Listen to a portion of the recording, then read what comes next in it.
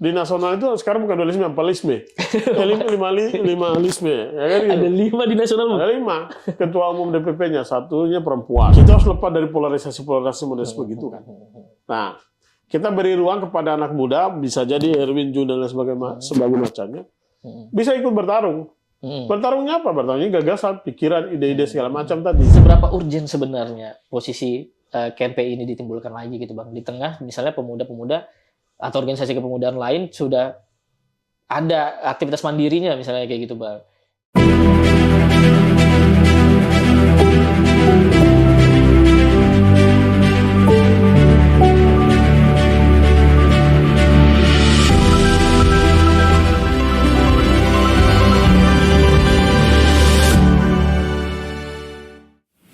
Halo semua, selamat datang kembali di podcast Kasih Tahu edisi ke-9 di tahun 2025. Jadi kita memang kemarin setelah pilkada dan episode sebelumnya kita vakum dan kemudian di tahun 2025 awal ini di Januari kita ketemu lagi dengan teman-teman semua. Nah, dan malam hari ini sebenarnya kita mau ngomongin hal-hal yang sifatnya masih ya biasa, ini ciri khas podcast Kasih Tahu banget nih, ngomongin hal-hal yang dekat banget dengan kita yang mungkin banyak orang yang nggak tahu. Tapi memang ini lagi hype sih pembahasan malam ini. Dan malam hari ini saya nggak sendiri tentunya, ada abang saya. Ini udah lama banget ini sebenarnya kita pengen undang di podcast ini ya Jun ya. Sejak podcast ini ada itu kita udah list nama-nama yang bakal kita undang. Nah salah satunya adalah Bang Alek, kalau saya sebutnya Bang Alek. Beliau ini apa ya? Tapi pasti teman-teman udah pada familiar sama Bang Alek. Selain dia politikus, dia aktivis lah kalau saya mau bilang aktivis. Guru politik saya juga. Dan kalau yang sekarang mau kita bahas ini sesuai dengan pembahasannya, beliau ini sebagai Sekjen KNPI Kutai Timur. Halo Bang, selamat malam. Halo, selamat malam semuanya. Gimana Bang kabar? Kabar baik. Di 2025 ini? Sangat baik 2025. Menyenangkan dengan di akhir tahun yang baik juga kan. Nah. Review 2024 dulu Bang. Perjalanan 2024 ini gimana Bang? 2024 itu banyak hal yang mengesankan dan apa? Kalau dia bilang kesan dan kecewa itu seimbang. Jadi ya itulah proses kan betul, yang harus kita lewati sama-sama kan. Nah untuk 2025 resolusinya Bang? Ya 2025 resolusi saya lebih fokus kepada hal yang substansial ya. Mungkin lebih mikirin usaha saja ke depan. Selain tetap menjadi aktivitas di dunia yang sebelumnya pernah kita lakukan secara bersama-sama ya, tetap kita fokus, tapi fokusnya lebih ke sana. Nah, jadi ini sebenarnya ada kaitannya Bang. Malam hari ini itu kita undang Bang Ali ke sini karena kita mendengar kabar yang cukup mengejutkan. Hampir 5 tahun berjalan kayaknya Bang ya. Kita mau bahas tentang penyatuan Komite Nasional Pemuda Indonesia di Kutai Timur. Karena rumornya kita tahu ya, hampir 5 tahun KNPI Kutai Timur itu dualisme. Dualisme ini kan berarti abang ini sekjen versi yang mana? Berarti kan ada sekjen versi yang lain. Bang boleh cerita dulu nggak Bang perjalanan KNPI? KNPI versi sekjen versi Lukas Simo. Tapi Bang Alek ini kan bukan KNPI baru-baru ini kan? Karena dari sejak lama, bahkan kenal Bang Alek juga sudah ber-KNPI sejak tahun berapa Bang? Udah lama. Jadi saya itu sekjen KNP hasil musda yang dilaksanakan oleh Muni Perdana. Dilaksanakan oleh ketua sebelumnya yang namanya Muni Perdana. Kan tidak ada ketua lain selain Muni Perdana kan. Nah hasilnya ketuanya Lukas Simo, saya sekretarisnya. Seperti itu. Nah sebelum aku mau ngomongin soal kenapa bisa dualisme, mau nanya Bang Alek dulu. Bang Alek sendiri ber-KNP itu sudah berapa lama Bang? Saya ber-KNP pastinya itu saya jadi pengurus KNP itu sejak zamannya Mayunadi ketua. Sekarang sudah naik jadi wakil bupati. Iya.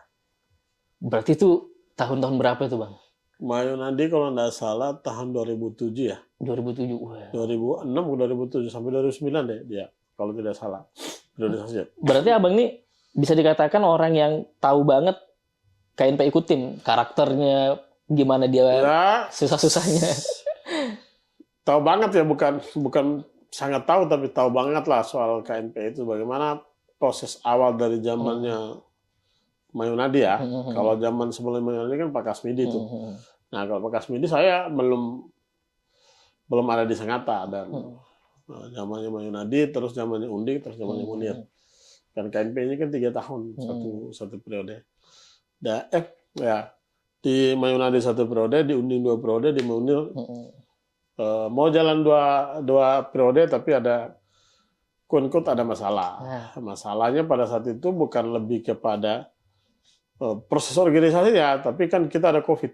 Oh ya benar, ada vakum ya. Ada COVID, maka mekanisme organisasinya itu seyogyanya Musda itu tidak boleh secara virtual, tapi dilaksanakan secara virtual. Nah, itu yang cikal bakal terjadinya hiruk pikuk KNPI yang sampai saat ini nih, yang pingin menjadi kembali bersatu ini, seperti itu. Bisa dibilang kalau dualisme terjadi tadi itu sejak dari zaman Abang berKNPI sampai sekarang baru terjadi di beberapa tahun yang lalu ini, di zaman Abang ini kepengurusan. Iya. Abang Sekjen. Jadi kan KNPI di Kalimantan Timur ini kan terjadi dualisme itu kan sebenarnya bukan hal baru. Jadi zamannya dia KNPI-nya tetap satu. Terus bergeser ke zamannya Unding, periode pertama masih Maju Yunus Nusi jadi ketua DPD, terus masa ke periode kedua, zamannya Koi ketua, itu ada terjadi itu dualisme dengan Dona kan. Berarti memang di tingkatan provinsinya juga dualisme. Tapi kan Kota Timur tidak pernah menjadi solid dualisme. Terus Bang ya? Kota Timur tidak pernah dualisme karena memang mungkin ini sosok pemimpin ya, sosok pemimpin Undi yang mampu menyatukan seluruh potensi pemuda, jadi tidak ada terjadi dualisme. Nah, masa zamannya Munir sebenarnya tidak ada juga terjadi dualisme. Ya, benar. Itu tuh saya ingat Bang, karena Bang Munir di zaman Munir, saya sama Jun kan aktif juga ya Jun ya. Kita, di KNPI itu aktif-aktifnya kita berorganisasi itu. Jadi zamannya Munir sebenarnya tidak ada dualisme. Dualisme ini kan di ujung masa pengurusan, ada seseorang yang ingin jadi kota KNPI, tapi dia tidak mau proses organisasi yang baik. Nah, itulah terjadi.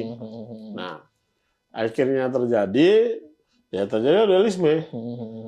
Saya percayalah, saya saat itu kan sama Munir ya, dan saya sampai hari ini saya percaya Munir itu tidak menginginkan dualisme organisasi ya. Dia mikirnya dia turun dengan baik.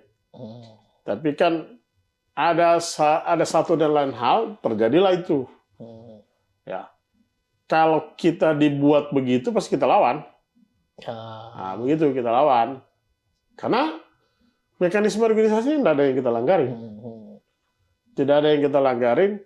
Tapi kalau ada argumen bahwa ini ada pelanggaran bla bla bla bla bla ya argumentasi, tapi tidak pernah dilakukan. Nah, kan belakangan ini kan kita tahu oh ini begini.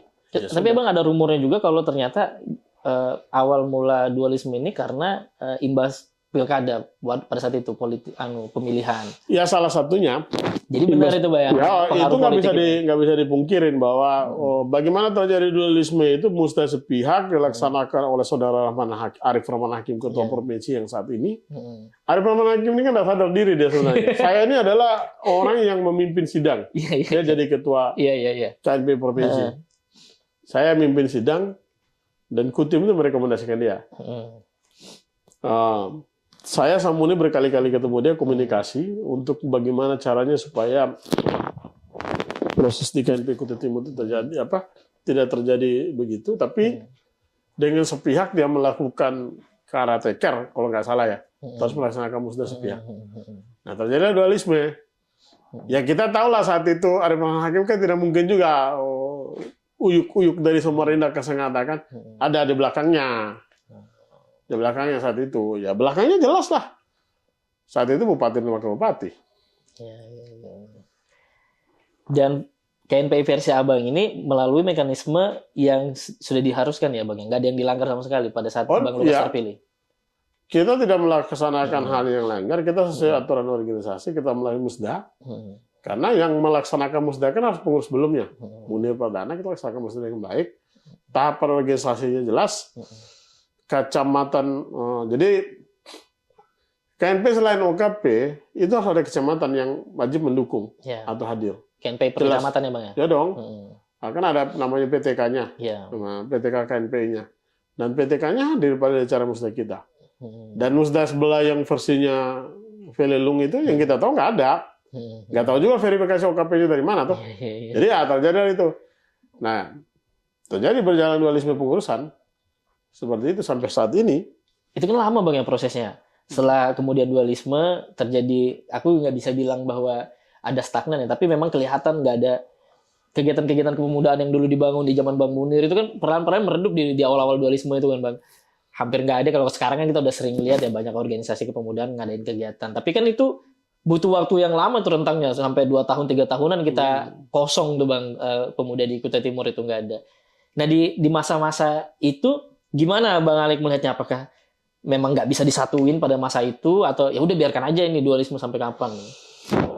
Pertama memang nggak bisa disatukan ya, karena masih merasa bahwa kita punya hak. Yang kedua juga merasa, tapi kan faktanya bahwa yang Erwin tadi menyampaikan bahwa faktanya bahwa tidak melaksanakan program kepemudaan, program KNP satupun. Iya. Yang dulu di zaman Munir itu kita kan pernah sama-sama bareng bikin kelas pemuda desa. Iya benar. Terus pekan pemuda itu kan ide-ide dari kita semua kan. Erwin sama Jun juga terlibat. Terus ada Sengaja Review atau apa? Kontemporer kan gitu. Betul. Dari Sengaja Review ke kontemporer. Terus ada kayak apa? Camping kan. Nah, sampai detik hari ini yang kita obrol ini nggak ada, karena pertama KNP tidak disupport dengan anggaran. Mungkin saja ada anggaran yang dianggarkan, tapi itu tidak bisa dikelola oleh salah satu, karena pertama bermasalah secara KNP. Nah, mungkin pihak Kesra itu tidak memberikan anggaran itu kalau masih berdualisme kan. Tapi ada upaya nggak waktu itu Bang? Kayak mungkin misalnya Bang Alik ngelihat, kasian juga pemuda Kutim, maksudnya ini redup kegiatan segala macam. Ada upaya nggak untuk ngobrolin sama waktu itu Bang Feli misalnya? Gimana ini ngeliat kondisi pemuda? Nggak ada, kan? Masih mau tetap kayak gini sampai kapan gitu? Karena begini, 2020, 2021, 2022 kan tidak mau buka komunikasi nih. Ya. 2023 agak kendor, 2024 ini, 2024 karena ini proses pilkada dan sebagainya. Dan 2025 awal ini baru, kalau nggak salah beberapa kali ketemu ya. Ketemu sama Feli dan kawan-kawan, dan kemarin barusan ketemu dengan Mas Bas dan kawan-kawan. Seperti itu. Nah ini apa Bang pemicunya? Apakah karena pilkada juga, imbas pilkada, jadi kalau kemarin itu dualismenya imbas pilkada, penyatuannya imbas pilkada juga?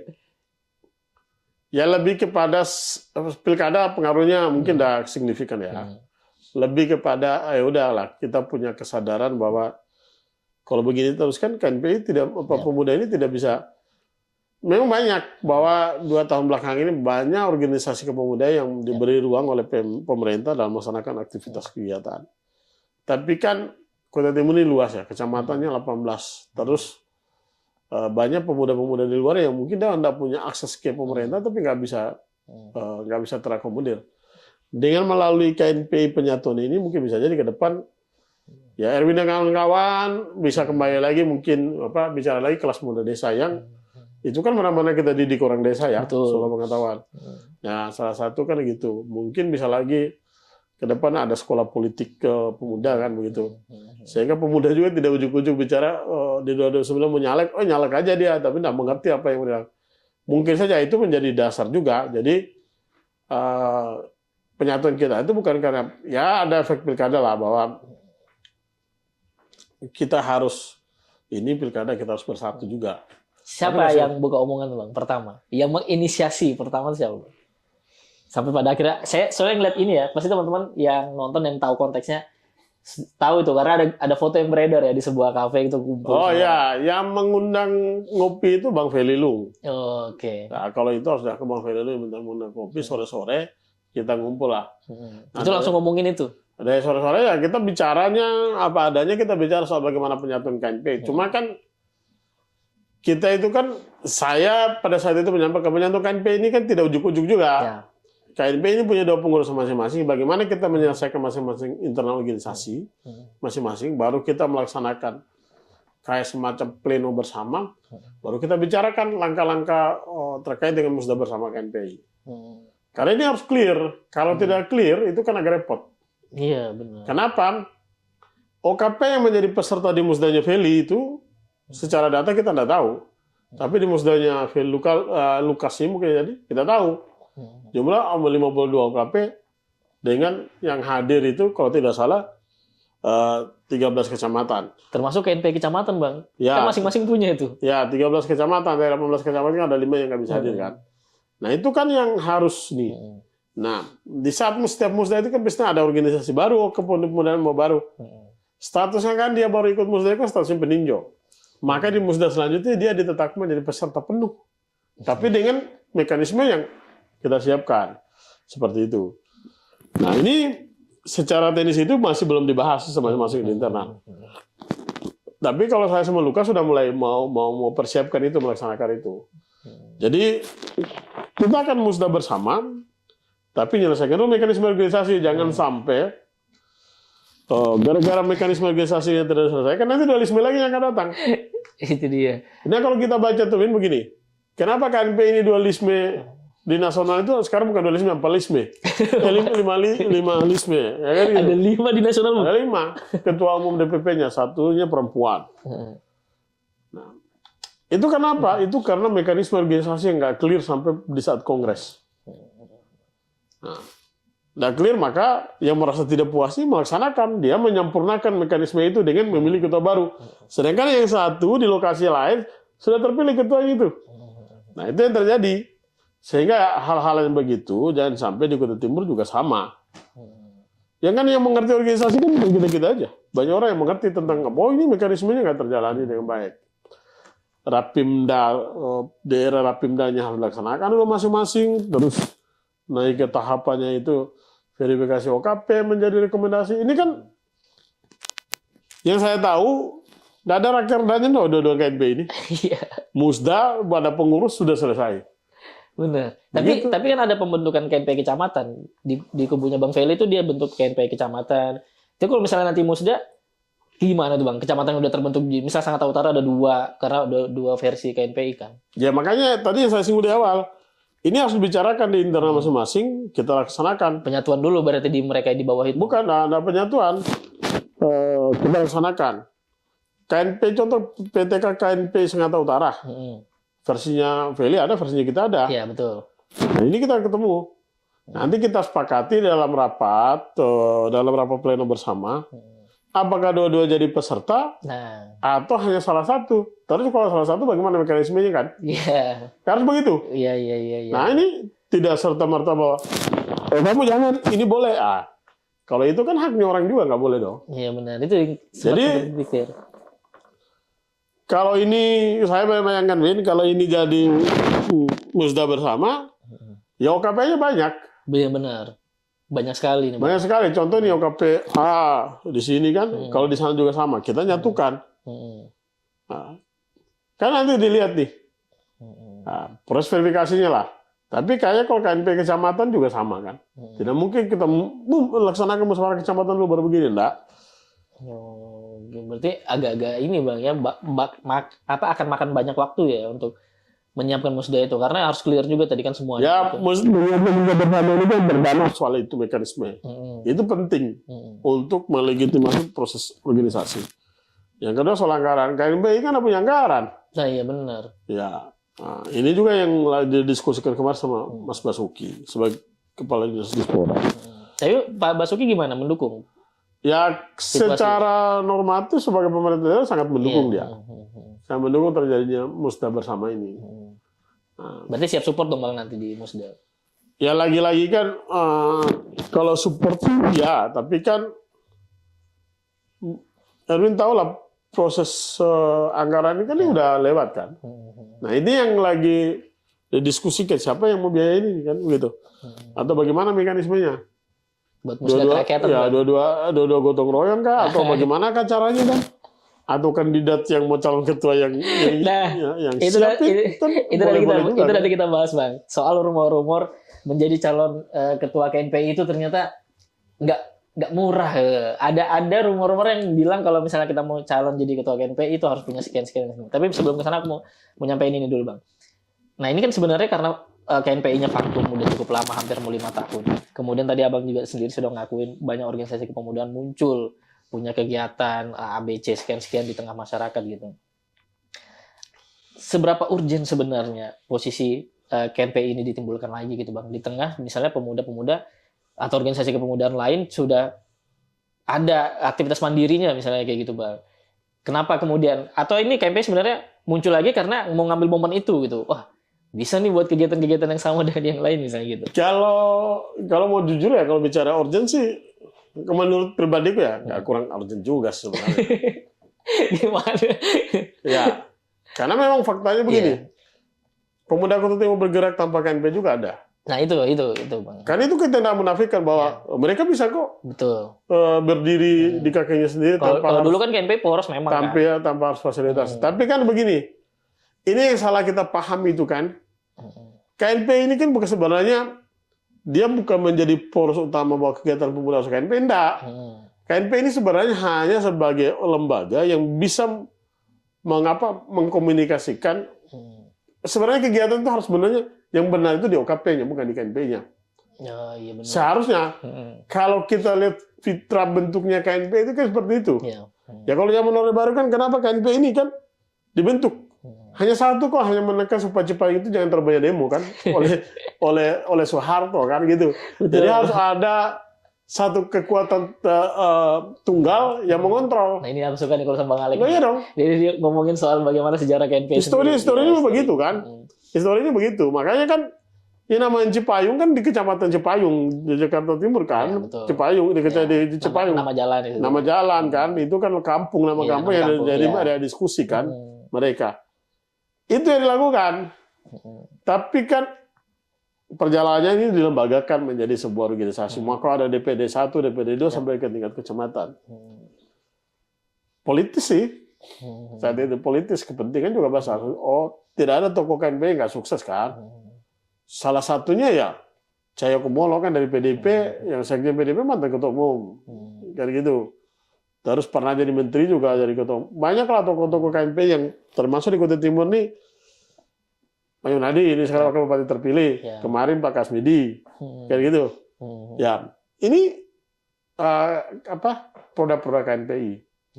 Harus kita akui bahwa, tapi kan sebenarnya kan seperti saya bilang tadi, sebenarnya KNPI ini memfasilitasi kepada OKP yang melaksanakan kegiatan, kaderisasi segala macam ya.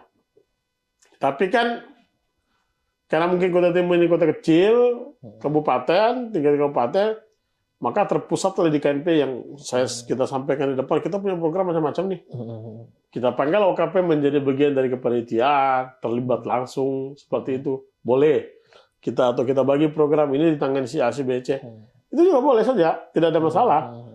Nah, kalau kita bicara urgent, kalau aku pribadi nggak urgent.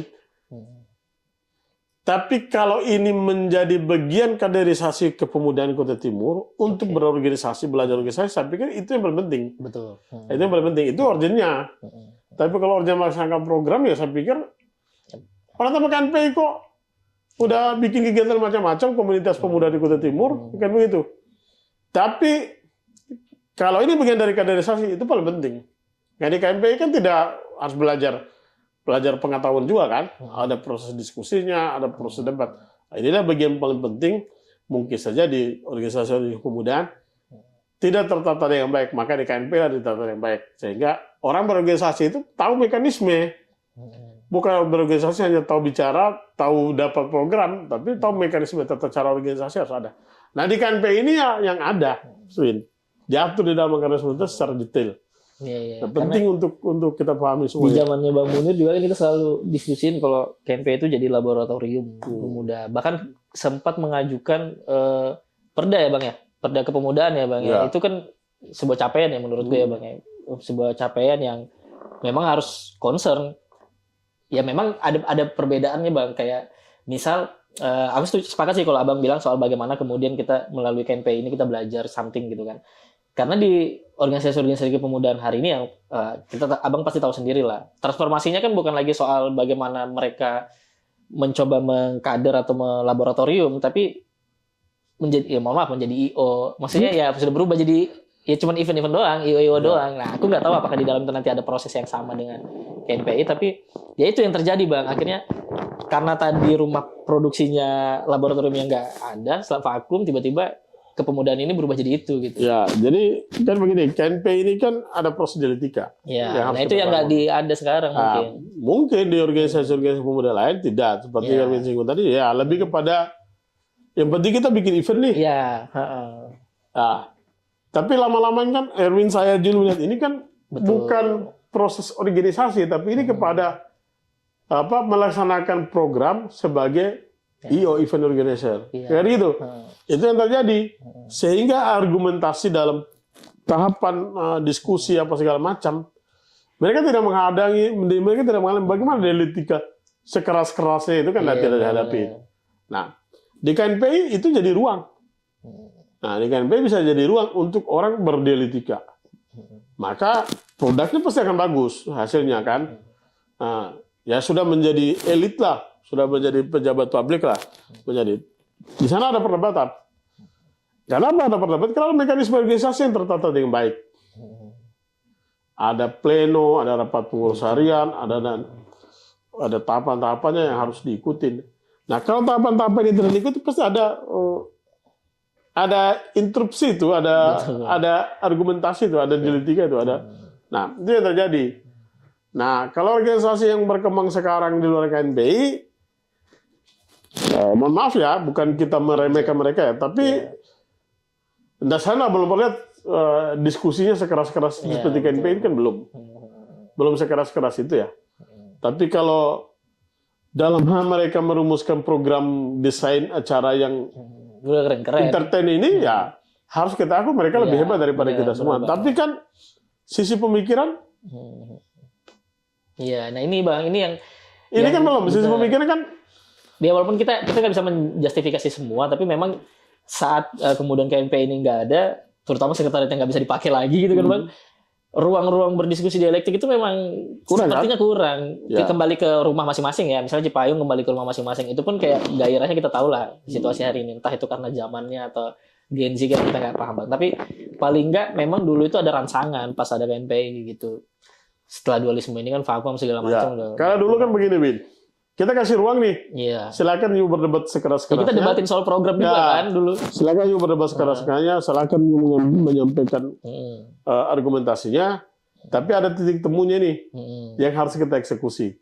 Maka lahirlah kelas pemuda desa yang gitu-gitu itu. Karena kelas pemuda desa ini kan kalau mau jujur kan akomodir teman-teman yang sejatinya kan beda pemikiran dengan gaya KNPI. Dengan cara inilah mereka bisa menyampaikan pikiran-pikirannya seperti itu. Nah di KNPI itu selain kita juga ada acara entertainnya, kita juga ada kelas pemikiran, kelas pemuda desa lah salah satu. Kita juga dikasih ruang yang namanya tim kontemporer. Setiap bulan ada kita panggil narasumber, kita kritik sekeras-kerasnya. Nah itu dia. Itu ada otokritik yang kita bangun. Ada otokritiknya. Ini lah bedanya Bang. Nah kalau yang sekarang Win, mohon maaf, saya belum pernah lihat itu diskusinya yang bisa menyatukan perbedaan. Maksudnya orang berbeda pada argumentasinya, tapi kan mereka memang bikin diskusi. Tapi satu arah. Kalau bahasa saya itu, ini kayak disuruh ngekor aja itu. Ini kan nggak mungkin. Kayak saya nggak mungkin lah mau diekorin. Kalau saya punya pikiran nggak mau diekorin gimana? Salah ya tetap salah lah. Benar, tapi kan dengan argumentasi yang kita bangun dengan baik kan kepada ya walaupun nggak ya kita nggak bilang bahwa KNPI ideal itu, tapi di zaman dulu pada saat saya ini, maksudnya saya testimoni juga Bang, di zaman waktu saya, Jun, beberapa kawan yang lain, maksudnya kan aku sama Jun seleting seangkatan, Bung Alek juga waktu itu sama kita, memang terasa memang di situ Bung perbedaannya kemudian yang sekarang. Nah tapi kan standar ketua dulu kan memang berbeda Bang. Standar dulu waktu orang mencalonkan ketua KNPI. Nah sekarang kan Abang pasti sudah tahu lah siapa yang mau mencalonkan segala macam. Nah ini bisa nggak mengembalikan suasana itu gitu, atau ya kita nggak juga terjebak pada masa lalu, tapi maksudnya mempertahankan otokritik, ada ruang dialektika di KNPI sehingga urgennya KNPI tadi bukan soal event lagi tapi soal itu. Gitu. Ya bisa nggak? Sebenarnya bisa. Karena memang menjadi ketua KNPI kan ada juga syaratnya kan. Tidak juga ujuk-ujuk orang kan. Makanya saya kemarin nyampaikan di depan Pak Kadispora, Pak Basuki. Ya janganlah disetting-setting. Oh, ya dong. Jangan di set-set. Ini kan penyatuan bersatu. Tapi kok bersatu untuk mengatur kan nggak boleh. Kita disuruh bersatu tapi ada orang yang mau mengatur kan nggak boleh. Kalau memang ini dari dua kelompok menjadi satu, ya ini kasih ruang yang bebas. Calon ketuanya bisa juga untuk dia untuk melobi OKP-OKP sendiri, punya gagasan, punya pikiran mungkin bisa datang kayak prokes begini, menyampaikan pikirannya segala macam. Nah, syarat yang dilakukan nanti kan di steering komite Musda nanti yang membuat syarat nanti dibahas di forum Musda kan. Syarat itulah yang nanti yang akan kita buat. Minimal begini, syarat standar di KNPI itu kan calon ketua minimal pernah jadi pengurus KNPI. Ya. Kalau dia pernah jadi pengurus KNPI, dia tahu dong dialektikanya KNPI seperti apa. Ya benar sih, benar ya. Itu pun walaupun dia pengurus KNPI juga, tapi kalau dia tidak pernah mengikuti aktivitas KNPI, hanya numpang nama juga, kan agak repot juga gitu. Ya kan? Iya. Nah, dia kalau aku melihatnya kali ini memang pemimpin itu selain dia punya gagasan yang baik, tapi harus punya kreativitas yang bagus dan dia punya keberanian juga harus ada. Nah, bagaimana menjadi penyatu nih dari seluruh ini kan? Karena ada 4 tahun, ada 5 tahun anak muda Kota Timur itu tidak mengikuti proses. Benar Bang. Bahkan mungkin ya mahasiswa-mahasiswa baru misalnya Bang, atau pemuda-pemuda atau organisasi yang tidak ngikutin KNPI karena vakum ini, bahkan mungkin nggak tahu nih Bang ada KNPI. Jadi itu jadi tantangan sendiri kan akhirnya. Kalau dia itu jadi bukan bahkan, tapi itu benar. Ada salah satu ketua organisasi mahasiswa itu dia tanya KNPI itu apa. Nah itu dia makanya. Saya ketawa-ketawa, tapi ya saya harus maklumi. Iya. Karena memang dia tidak tahu KNPI tidak pernah muncul kan. Betul. Yang dia tahu hanya organisasi mahasiswa aja. Gemini, HMI, PMI dia tahu, tapi yang lain kan dia tidak tau. Itu memang makanya butuh pemimpinnya yang begituin. Jadi tidak betul Bang. Aku nggak mau ngendorse ini ya calon-calon karena sudah banyak nih yang beredar calon-calon ini. Abang pasti tahu juga nggak mungkin Abang nggak tahu karena biasanya pasti ngobrol sama Bang Alex. Termasuk saya itu pernah ngobrol sama Bang Alex soal ini. Abang tahu. Nah dari sekian banyak itu Bang, menurut Abang idealkah sudah? Maksudnya mereka itu Abang tuh pasti bisa baca niatnya gitu kan. Kenapa mereka ini pada akhirnya mau jadi ketua KNPI, mau ngambil nih KNPI yang tantangannya harusnya besar banget ini karena vakumnya luar biasa. Kalau ideal jujur nggak ada lah. Bukan aku yang bilang ya. Ya, kalau mau jujur ideal nggak ada. Karena orientasinya kan jelas lah. Orientasinya jelas kan. Tapi dari yang ada juga yang bagus kan, secara pemikiran, secara gagasan, secara aktivitasnya juga kelihatan. Nah ini penting nih track record kan? Oh iya benar. Penting dong track record selama ini dia beraktivitasnya seperti apa. Tapi kalau hanya modal dukungan si A, si B, si C ya. Iya kan bukan itu yang model itu. Karena kan ini Bang rumornya ketua KNPI ini pasti ada ininya Bang, dorongan politiknya nih Bang. Iya. Kayak misalnya semua calon ketua KNPI dorongan politik. Benar itu harus kita akui. Nah itu gimana? Maksudnya oke lah, itu rahasia umum. Tapi kan KNPI Kutim sedang bermasalah ini. Maksudnya ada gap yang kalau mau urgennya ya soal ngomongin penyatuannya dulu aja gitu. Berarti kalau sebisa mungkin ketuanya itu yang nggak nggak ada dorongan politik yang paling besar dulu untuk kepentingan pribadi, tapi ya ngomongin pemuda secara luas gitu Bang. Ada nggak? Ya makanya kan saya sampaikan tadi bahwa ini kita bersatu, tapi nggak boleh disetting. Nah itu. Nggak boleh dikondisikan. Ya. Kita harus lepas dari polarisasi model begitu kan. Nah, kita beri ruang kepada anak muda, bisa jadi Erwin Jun dan sebagainya macamnya, bisa ikut bertarung. Bertarungnya apa? Bertarungnya gagasan, pikiran, ide-ide segala macam tadi, kreativitas. Jadi kita bisa nilai, orang-orang ini mampu nggak. Tapi kalau yang terjadi hanya bahwa saya sudah didukung si A, si dukung si B, ya kalau buat saya pribadi ya dukung aja. Orang juga punya hak kok. Saya juga punya hak menolak untuk memberi dukungan. Nggak ada masalah toh. Syaratnya apa Bang Ketua?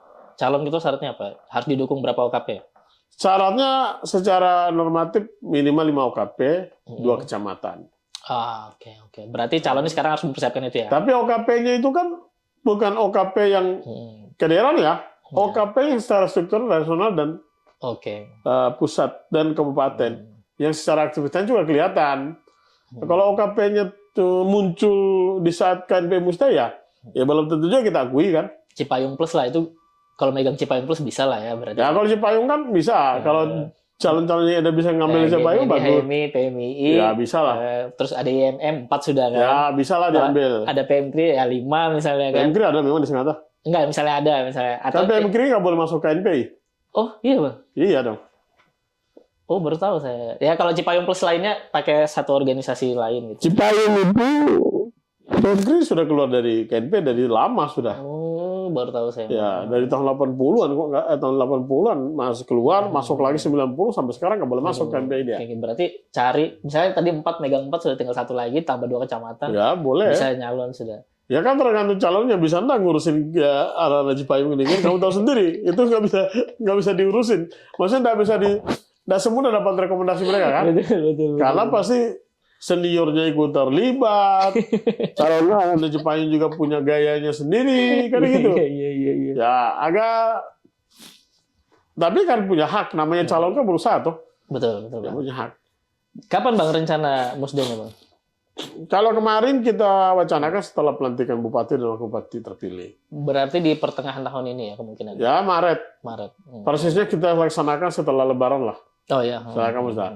Tapi yang saya sampaikan di awal tadi, semua tahapannya udah kita laksanakan yang baik. Baru kita laksanakan musda. Tahapan itu baik tahapan di kubu kami maupun kubu Heli, terus kita penyatuan, kita siapkan organisasi komite dan steering komitenya. Terus kita kasih itu, kita buka pendaftaran calon. Kan minimal 1 minggu sebelumnya, maksimal 1 bulan toh, calon ketua. Ya, silakan calon ketua kita kasih orang daftar semuanya. Standarnya tadi kan 5. Ya. Tapi kalau ini kita bisa sepakat untuk mengakomodasi seluruh kawan-kawan semua, bisa lah OKP 2 kecamatan, 1 kecamatan kan 4 kan? Bisa dong calon ketua. Ya. Dan itu kita. Nah persoalan nanti kita tetapkan OKP peserta musdanya yang berapa? Saya juga lupa ya. Musdanya nanti dari katakan jadi 100 ya. Kalau yang rumah aja ya bagaimana lobby yang 100 ini. Teman-teman kan kita sudah kenal lama ya. Jadi bisa dong kayaknya rekomendasi saya. Ya kan gitu. Tapi kan apa ya? Juga makanya kan saya harapkan sih tunggulah rilis dulu OKP-nya baru kamu bergerak kan. Jangan sampai kamu bergerak di ruang hampa kan jadi jong juga barang itu semuanya. Bener bang rumornya kalau mau jadi ketua MPI itu harus siapkan uang sekian, mahal nih organisasi. Bener nggak rumor itu bang? Bener apa adanya sih. Gak disensor ya. Bener. Itu untuk apa sebenarnya bang? Kenapa harus misalnya kayak saya kan nggak punya uang banyak berarti saya nggak bisa dong nyalon kalau kayak gitu. Ya pertama kan lebih kepada akomodasi dengan OKP ya. Oh, kepentingan OKP ya. Nah, akomodasi. Mungkin bisa jadi apa pertemuan kan juga beli kopi apa segala macam. Iya, bisa betul. bayar kan. OKP-nya banyak. Yang kedua juga bahwa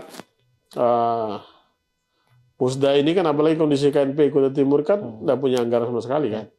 Ya kalau kita kan wacanakan kalau ini nggak bisa disupport oleh pemerintah ya untuk melaksanakan musda bersama ya. Ya kandidat lah. Ya. Daftarkan dirimu, bayar kan.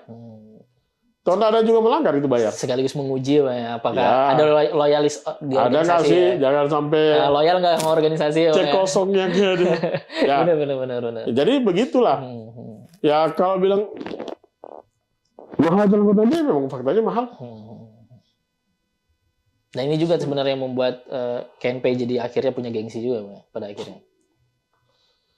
Lebih kepada bargaining position politiknya sih, bukan karena ininya, bukan karena pragmatisme politik, transaksi politik yang terjadi di KNP ini, tapi kan bargaining politiknya.